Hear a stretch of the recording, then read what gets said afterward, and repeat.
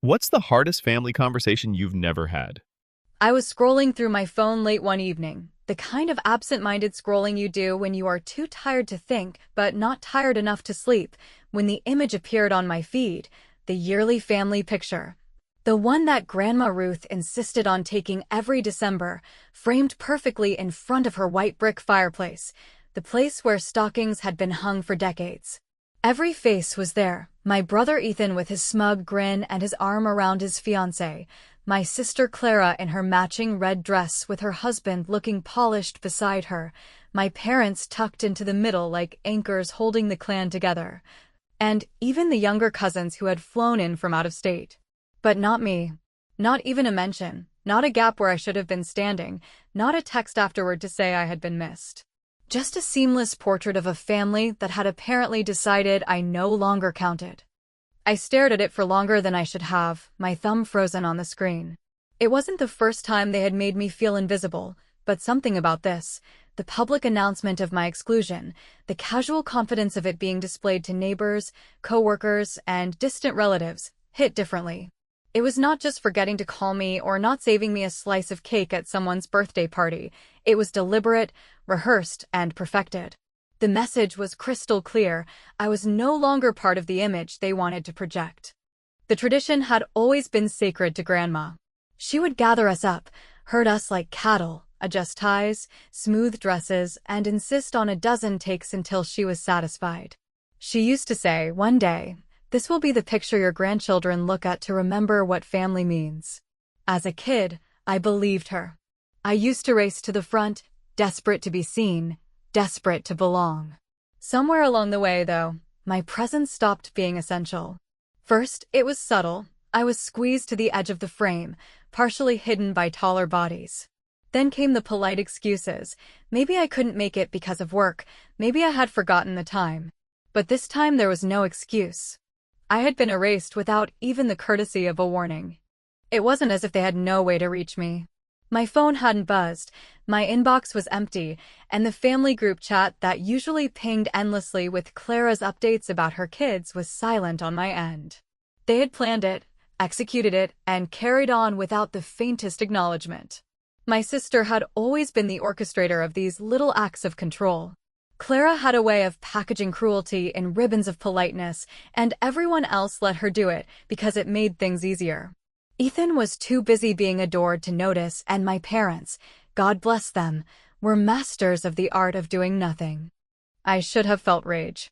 I should have texted some cutting remark or called someone out on the spot. But instead, I felt something colder, heavier. It wasn't anger boiling over. It was a kind of clarity, a recognition that this was not a one-time oversight, but the final seal on years of being sidelined. The truth was they had been testing how invisible I could become, and this was their proof that I could vanish completely and the world wouldn't collapse. I closed the photo and set my phone down, but the image burned behind my eyes. I poured a drink, sat on the couch, and let the silence wrap around me like a second skin. If this had been any other year, I would have been crying by now, drafting long, messy texts I would regret sending. Instead, I sat still, sipping, thinking. The more I thought, the clearer it became that screaming or demanding explanations would only feed into their story, that I was dramatic, difficult, impossible to satisfy. They had pushed me out of the frame, and they expected me to push back, to prove them right. But I didn't. I smiled instead. I smiled because for once I realized they had given me the gift of freedom. If they didn't want me in their picture, then I no longer had to play their game. No more begging for space at the table, no more forcing myself into conversations where my words fell flat, no more showing up out of guilt. I was free to step out completely, to walk away without turning back. The thought was intoxicating. I leaned into it, imagining their shock not when I shouted, but when I said nothing at all. Silence could be louder than any words I might throw at them. Silence could stretch across dinners, across holidays, across all the little rituals they thought defined family. Silence could choke. And I would be the one to decide when to break it. So I didn't send a message that night. I didn't call anyone to demand why I had been left out. I didn't even comment under the photo like some wounded outsider desperate to be noticed. I did nothing. And in that nothing, I found a strange kind of power. Because the truth was, while they were busy staging their perfect picture, I was already building a different one. A picture so large they wouldn't be able to ignore it. A picture they could not crop me out of, no matter how hard they tried. I didn't know exactly how yet, but I knew it was coming, and when it arrived, it would be impossible to miss. I looked at the blank wall across from me and imagined my face there, larger than life, staring right back at them. The idea made me laugh out loud, a sharp, sudden sound in the quiet apartment. And that's when I knew. They thought they had erased me. They thought I would fade quietly into the background. But I was already planning my return, and when I came back into view, I would not just take up space, I would own it. I didn't scream. I didn't beg. I just smiled, because I already had a better plan. The morning after I let their picture sink its tidy little teeth into me, I woke up with that same cool stillness in my chest, a feeling I did not recognize as peace exactly, but as a kind of deliberate emptiness. Like clearing a room before you start moving new furniture in, and before I even brushed my teeth, I opened the family group chat and scrolled through Clara's calendar-colored updates about who was bringing what to Grandma's Sunday brunch. And I read my mother's careful reminders about parking on the cul-de-sac so the neighbors from across the street wouldn't complain to the homeowners association again, and I saw Ethan sending a gym selfie with an unfunny caption that nevertheless collected a row of approving hearts. And then I slid my thumb to the top, pressed the little toggle that mutes a thread, and let the silence fall over my phone like a heavy velvet curtain that nobody on their side could lift, because if they wanted an empty space where I used to stand, then I would give them emptiness so complete it would echo. I moved differently that week, not in dramatic gestures that would invite a fight, but in quiet, almost surgical adjustments that changed the temperature of every room I entered. I stopped answering the calls that always came last, the ones where I was invited as an afterthought and then expected to be grateful. I stopped double-tapping their photos out of politeness. I stopped carrying news from my life like fresh pastries to their doorstep, and on my own feeds I let a couple of carefully angled posts drift into view. Nothing flashy, just the corner of a conference badge against a navy blazer and a skyline behind glass, a paper coffee cup with a program logo peeking from my fingers, and a single caption that said, in that blandly cheerful tone the internet mistakes for humility, that I was excited for something I could not talk about yet, which I knew would set Clara's antennae twitching, because the only thing she hates more than being in control is suspecting that she is not. At work, I kept my head down and my schedule ruthless. I said yes to meetings that mattered and no to meetings that existed only to let someone else hear their own voice. I slid the draft deck across the table to the partner who had once called me a long shot and watched the line on his jaw soften into something like respect as the projections landed with the quiet thud that real numbers make. And when I got the off-the-record email from a young editor I had met at a panel in the spring, nothing official. Just a request for background and a line that said your trajectory is interesting and we're tracking you. I closed my laptop with both hands and breathed in the way a runner breathes right before the gun, because this was not a promise and not a finish line either. But it was a sign that the picture I was building could become more than a private joke I told myself to survive the holidays. I did not tell my family any of it, and the choice not to tell them was its own small fire that warmed me more reliably than any congratulations would have. Instead, when Grandma's Sunday rolled around, the one that always smells like cinnamon rolls and furniture polish and the faint dampness of her old coat closet, I sent a message to a courier service and gave them a simple instruction that made me feel both wicked and painfully alive, which was to deliver a framed print of the very photo that had cut me open. Yes, that specific one, the carefully staged winter tableau where I did not appear, with a narrow brass plaque at the bottom that read, in tasteful serif letters, Family -1. And to leave it on the foyer bench that faces the hallway where everyone hangs their coats, so that anyone who arrived a few minutes early, as they always do, would see themselves reflected in the protective glass, smiling beside the blank space where I should have been. I showered while they were carving the Costco sheet cake and probably pretending it came from a local bakery. I made coffee that I did not need, and I watched the read receipts tumble in on a few individual threads even though the group chat was still good and muted. Because the courier, right on time, sent me a photo of the package sitting politely on Grandma's bench, and 10 minutes later Clara's name flashed on my screen with a call I let ring into nothing, and then another call from my mother which I also ignored, and then a text from Ethan that said this was a cheap stunt even though I knew he also laughed when he saw it, because Ethan always laughs first and judges later. And while the phone lit up and went dark, I felt the strangest combination of guilt and relief, like pressing a bruise that hurts in a way you control.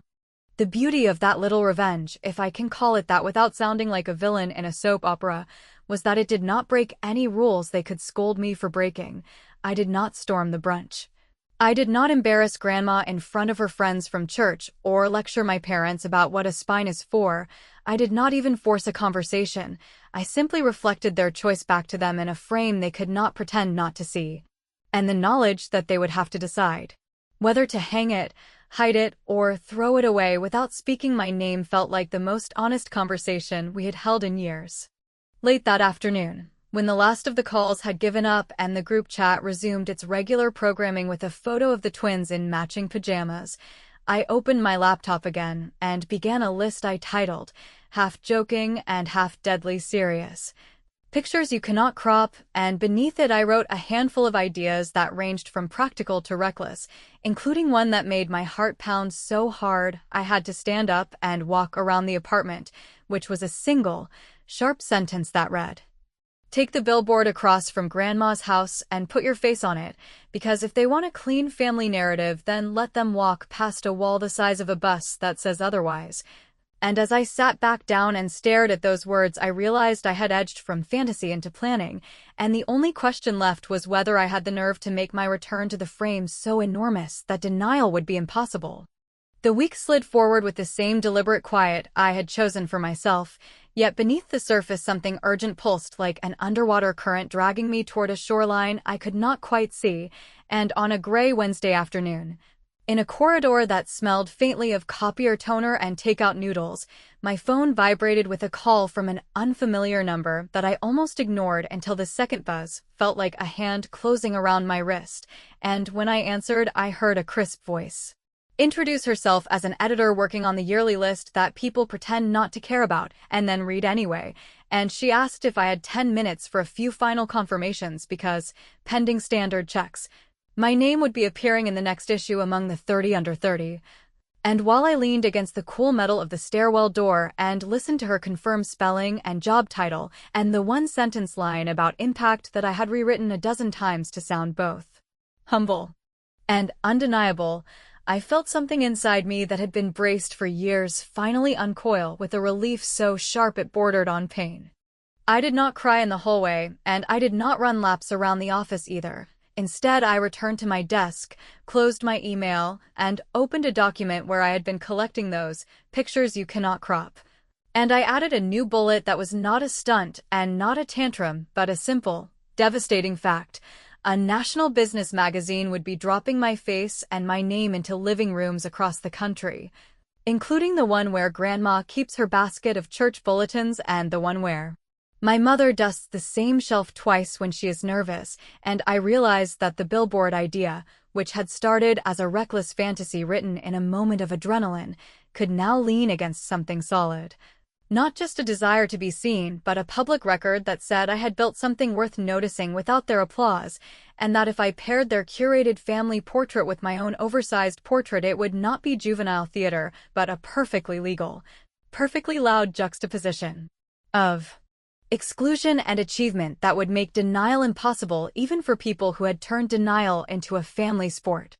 I told almost no one, because part of the pleasure lived in the secrecy and part of the strategy required that the reveal land like a well-timed punchline rather than a telegraph speech.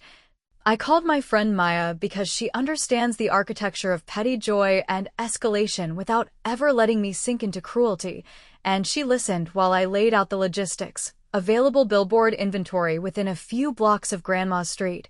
design options that kept the photograph clean and defiant rather than thirsty, exact wording that managed to be cheeky without sounding like a teenager's victory lap, and when she finally stopped laughing she said, in that lawyerly tone that has gotten me out of more than one jam, that as long as I did not use the magazine's logo without permission, and as long as the photograph belonged to me, I could plant my face on the side of a building the size of a basketball court, and copyright would not be the problem, although the family might become the problem in ways that would outlast the rental term.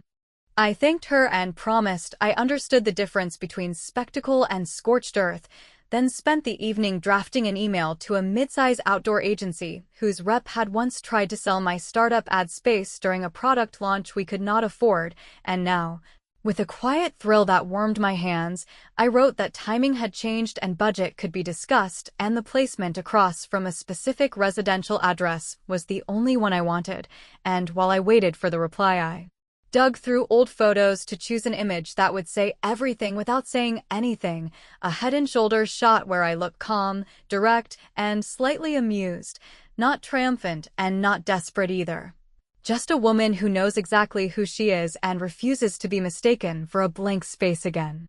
2 days later, the rep called to say the unit I wanted was available for a 4-week flight starting the first Monday of next month, and I accepted in a voice so steady I impressed myself. Then wired the deposit and signed the insertion order with a hand that only trembled when I reached the line that asked for a caption, because that was the place where the plan would crystallize into a statement I could not take back. And after staring at the blinking cursor until the screen felt hot, I typed the sentence that had been whispering to me since the stairwell call: "Guess who just made Forbes 30 under 30?" followed by my name without a middle initial and without the company title trailing after it like a permission slip. Because this needed to be personal and a little impolite, the verbal equivalent of knocking on the window where I had once pressed my nose to be let in. While all of this marched forward with the efficient grace of a machine I had finally learned how to operate, the family calendar advanced toward the annual winter party that Clara treats like a coronation, and no invitation came. No text with a time and an address and a coded note about dressy casual, only the usual steady flow of her curated life. A video of sugar cookies iced by children in sweaters that look like catalogs. A reminder about charitable donations that somehow reads like a brag. And photographs of the wreath Ethan picked out as if choosing greenery were an athletic event, and I watched it all from the distance I had built and felt a sliver of something complicated wedge under my ribs. Not regret exactly, and not pity either. More like the knowledge that even when you win the game you invented to protect yourself, someone still loses something that once felt necessary. I pushed that thought aside because the file needed to be uploaded and the proof needed sign-off and the payment confirmation needed forwarding to the rep whose efficient friendliness made me like him more than I wanted to. And when the final mock-up arrived in my inbox just after midnight, a clean white field, my face in confident close-up, the line in bold type that made my mouth go dry, I approved it before I could second-guess the impulse that birthed the entire operation. And then I sat at my kitchen table and tried to imagine the precise moment Grandma's sedan would roll past the corner and the billboard would slide into her line of sight like a full moon lifting over the roofline, and whether she would blink and smile and feel pride, or whether she would check the locks one extra time that night because recognition can feel like intrusion when it arrives without your permission, and I wondered which of those reactions would hurt more and which would heal something I no longer trusted to be reparable. The agency sent a final schedule with an installation window that overlapped, by accident or by fate, with the afternoon Clara had chosen for her party. And I caught myself laughing as I read it because life occasionally writes tighter scripts than any of us deserve, and while I shut my laptop and turned off the lamp I felt the familiar shiver that comes before a storm, not fear exactly and not joy either. Just the sense that the picture I had been building was about to step out of my head and into the street where denial has nowhere to hide, and as I lay in the dark listening to my upstairs neighbor water his plants, I let myself imagine the first gasp, the first phone call, the first time someone would say my name without adding a but. And I promised myself that when the moment arrived I would stay very, very quiet, because silence, wielded carefully, can feel like the loudest victory of all. The installation crew arrived exactly when the agency promised they would. A slow-rolling truck with a hydraulic arm and 2 men in safety vests who moved with the unhurried competence of people who have learned that drama wastes time. And I watched from the far side of the block where a line of wind-stripped maples made a thin curtain, pretending to check messages while my heart paced like a metronome set a little too fast, because even though the mock-up had lived on my laptop for days, seeing the laminated panels lifted into the gray afternoon made the idea feel less like a private dare and more like a public act that could not be recalled once it touched the air above Grandma's street. The surface went up in thirds, each sheet of my face sliding into place with a clack that echoed in the cold. And I caught myself thinking about the years when I would have traded a dozen holidays for one honest conversation about the way they kept smoothing me to the edges of their picture, and how I had slowly learned that if you wait long enough, the apology you want hardens into a salt lick of polite phrases, so you either carve your own relief or you grind your teeth forever. The irony that my relief now came in the form of a face too large to ignore was not lost on me, and I let that small cruelty live beside whatever complicated tenderness still clung to the bones of this family, because both things were true and pretending otherwise had done me no favors. Across the street, Grandma's curtains were drawn to their usual careful angle, that old habit she has of letting daylight in while keeping the neighborhood at a dignified distance. And I pictured her kitchen clock with its slow second hand and her small collection of souvenir spoons dangling from hooks, and I tried to guess whether she was napping in her recliner or fussing with a casserole for Clara's party, and whether, when the crew drove away and the street returned to its quiet, she would step to the window and see me looking back with that measured half-smile I had chosen on purpose, the expression that says I am neither asking permission nor offering an apology, I am simply here. When the final panel locked and the installers tugged the seams with gloved hands and then nodded, satisfied with their work, the sentence appeared as if it had always been hiding in the sky and only needed the right weather to become visible, and the words,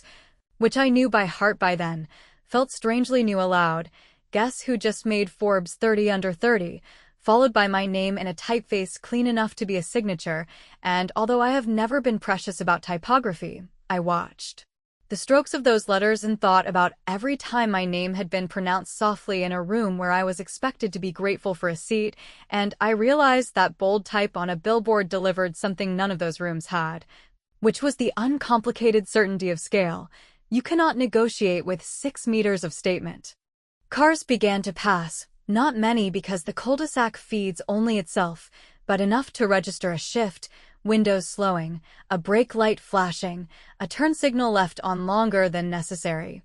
And then the first neighbor walked her dog right up to the corner and tipped her head back in that automatic human gesture of reading out loud without sound, and I felt a ridiculous urge to wave as if I were a campaign volunteer handing out flyers, which I suppressed by digging my nails into the soft flesh of my palm until I could taste restraint again. A minute later, an SUV I recognized as Clara's eased into view, glittering with the sort of overwashed cleanliness that screams control. And it idled by the curb while she stared straight ahead with the stare of someone who can feel heat but refuses to look at the stove, and then she parked with a neat correction and pulled her phone like a weapon, and I knew the group chat would light up in exactly 3, 2, 1. My mother called first, because she always calls first even when she has nothing to say that belongs to her, and I let it ring into a quiet that felt both earned and deliciously immature. Then I texted her a single line that I had rehearsed, but now typed slowly so it would land the way I wanted, which said that I hoped Grandma was proud and that I would be unavailable for the party because my schedule had become complicated in the most satisfying way, and I left the message there without cushioning exclamation marks or a question that invited negotiation, because the point was not to open a conversation, but to place a mirror where none had been before and allow them to decide whether the reflection was insulting or instructive.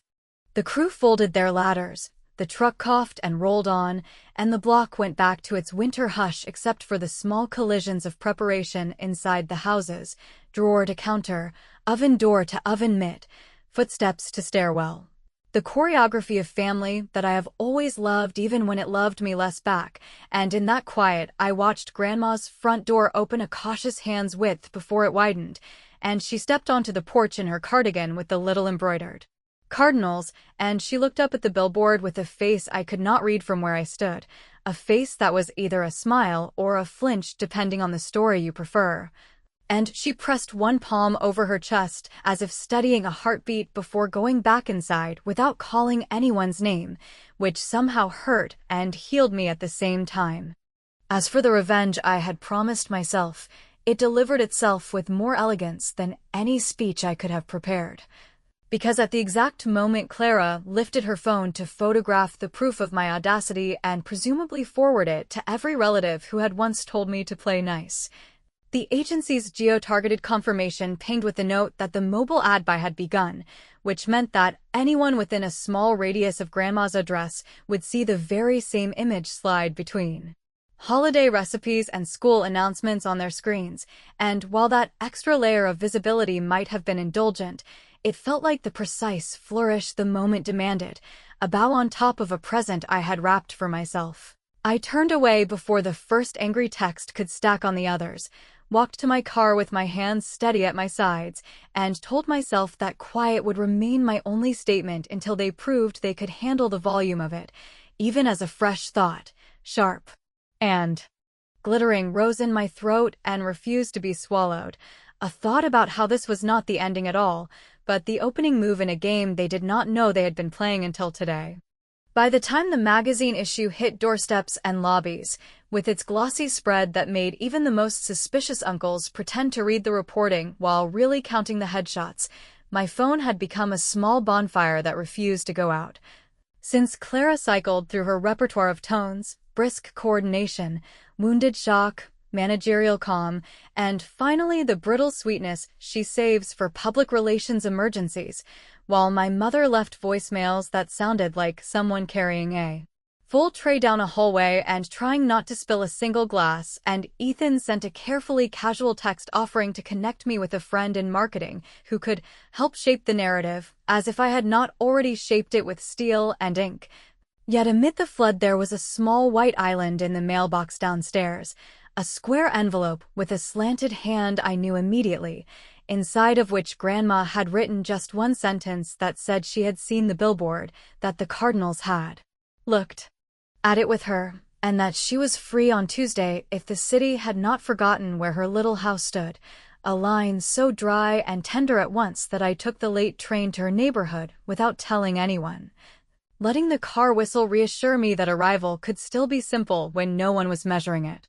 She opened the door before I climbed the last step and stood there in the cardigan with the Cardinals as if stepping into a photograph I had always wanted to keep, and the first minutes were domestic choreography, tea in cups too thin for clumsy hands, a plate of butter cookies that crumbled exactly when you remembered they would, the soft complaint of the radiator, until we settled into the two chairs beneath the window facing the billboard, where my face looked back calm and amused, and she said in a voice that belonged to every Christmas I ever woke up early for stockings that she was proud, that being proud did not cancel out being unsettled, and that she was still proud anyway. Which was her way of saying that love and discomfort are not enemies unless you force them to be. I told her I could live with that equation, and when she asked, not unkindly, why I had chosen the wall instead of the living room, I answered that the living room had been closed to me for years by 1,000 soft excuses that left no fingerprints, whereas the wall did not argue or edit and would never tell me, after the guests left, that I had ruined the mood, and she nodded as if remembering a dozen dinners where my chair had been a little too far from the story being told, then surprised me by asking whether I intended to keep the billboard forever or whether this was a limited exhibition of familial theater, and I laughed, not unkindly, and slid an envelope across the table that held the contract, the dates, and the second creative that had been scheduled to go up after 1 week, an image that paired my headshot with a small black and white rectangle of a childhood snapshot where a clumsy scissor line had sliced my shoulder out of a school picture copy for wallet use. Captioned, with a sentence that read, uncropped, which I had designed not to humiliate anyone, but to place a relic of the quiet violence beside the proof that I no longer participated in it. Grandma traced the thin border of the old photo with a fingertip that shook just enough to undo me, and she said that she could live with the first billboard and could learn to live with the second if it meant the conversation finally had a body. then asked whether I would consider one more change after that, something that would leave room for error, a month where the wall looked down at her house with an image she chose rather than an image chosen as a counterpunch, and I told her that I had already booked the third flight as a gift she would never have asked for, a simple portrait of her taken the summer she turned 20, the one in the green dress under the roller rink sign where she is both fierce and shy, captioned only with her name and the word matriarch, because if the family was going to have an altar it should honor the woman who fed it without building cages around it.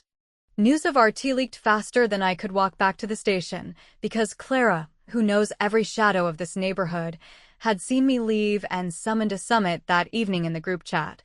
A digital parlor where apologies came tied to conditions and where the sentence, "We were trying to manage your unpredictability," sat like a fruitcake nobody wanted to cut, and while they typed, I sent 3 lines that were not open to negotiation. That I would not attend any party announced as, though attendance were a prize, that the Billboard would run its course exactly as contracted, and that if they wanted a new family picture we could take it beneath the third flight on a Sunday of their choosing, with one rule only,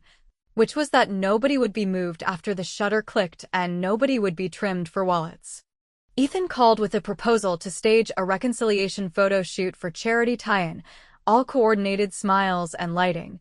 and I told him gently that the only charity I was interested in was the one I had set up that afternoon with the first speaking stipend the magazine had offered me, a small scholarship fund in Grandma's name for the community college 2 bus lines away where girls with part-time jobs and stubborn ideas enroll, and that the announcement would live in the church bulletin the same weekend the matriarch creative went up, which meant any attempt to spin would have to compete with something quieter and older than spin, and while he tried to argue I think he knew the conversation had changed languages on him.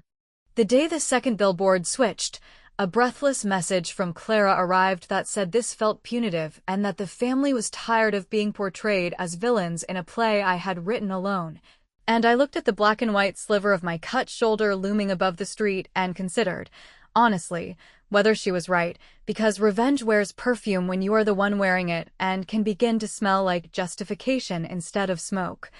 And I told myself that the question deserved more than silence even if silence had served me well, so I wrote back that I was not staging a play, I was building a record, and that records are inconvenient when you have built your piece on forgetting. And then I put the phone away and walked the block with Grandma as she lectured the azaleas out front as though they were sulking teenagers. When the final month came and the green dress portrait rose over the roofline, the neighborhood fell uncharacteristically quiet, not tense but reflective. And on that Sunday we gathered at the corner where the sidewalk cracks remember the weight of every stroller that ever rolled across them, and the camera belonged to a neighbor who knows how to say hold it without condescension, and we arranged ourselves under the word matriarch while Clara hovered at the edge as if proximity could negotiate history, and I stood between my parents without leaning, and when the shutter clicked I did not step forward and I did not step away. I simply stayed where I had chosen to stand until the neighbor lowered the camera and said we had it, after which I excused myself with a goodbye that was neither warm nor cold, but carefully honest, because I had somewhere else to be. That evening, as the sun scraped a ribbon of copper across the billboard's lower edge and the church bulletin lay folded on Grandma's table with the scholarship announcement circled in blue, my phone buzzed with a message from an unknown number that included a photo taken from a bus seat of a girl pointing up at the word matriarch and smiling with the kind of stunned relief that firsts always contain, along with one line that said she had applied, that she had never believed her own family would clap for anything she chose, and that seeing the wall made her think she might clap for herself anyway. I read it twice, then 3 times, then I turned the ringer off and let the apartment fill with the clean quiet I had earned, wondering, as the question I had been circling finally sat down in the room, whether I had fixed something or merely pinned it to the page, and whether the difference mattered as much as the fact that the picture, for once, would remain exactly as it was taken.